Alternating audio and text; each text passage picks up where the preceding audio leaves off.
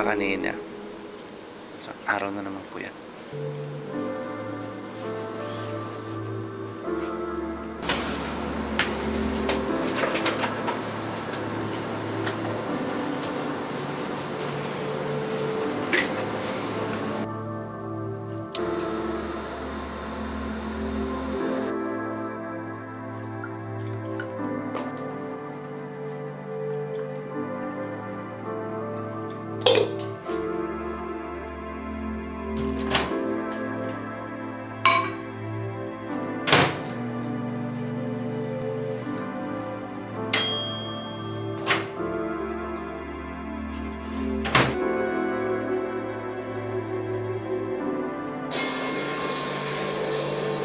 Ito ang buhay ko bilang isang freelancer.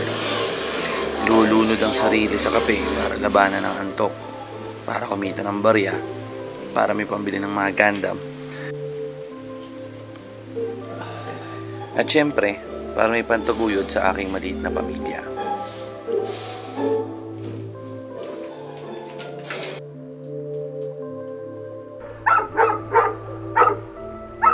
Ganyan katahimik sa magdamag.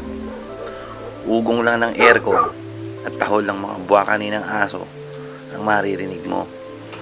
Minsan, ginigising ko si Mrs. para malibang, kaso madala sa ibokya. Good. Morning. Good morning, Dan. Good morning, Dan. Good morning, guys. Morning, Lord. Oh, so you had a good weekend, Mark? Chilled out, relaxed?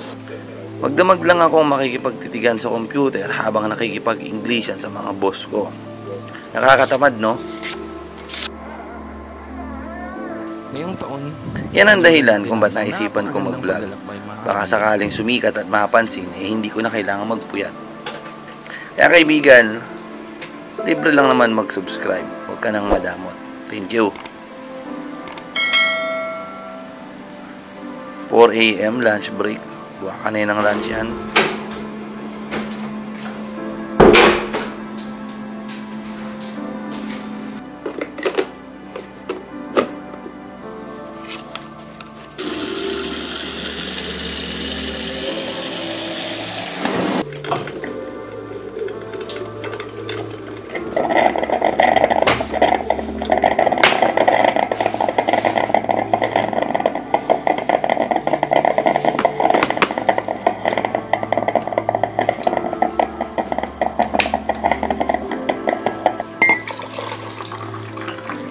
Kape na naman. Sige.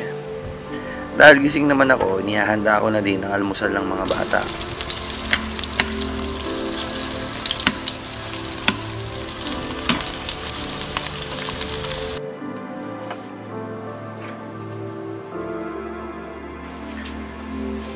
Tapos, balik ulit sa buwakanin ng computer para palabuin ang mata. At yun, 9 AM na. Out na. Tulugan na, mga kaibigan. Pero kidding aside, ito yung dahilan kung bakit pinili kong mag-freelance or mag-home-based work. Walang travel time, walang traffic, walang kupal na kasamahan. At higit sa lahat, meron akong unlimited time para sa kanila. Kuya Big Full kid.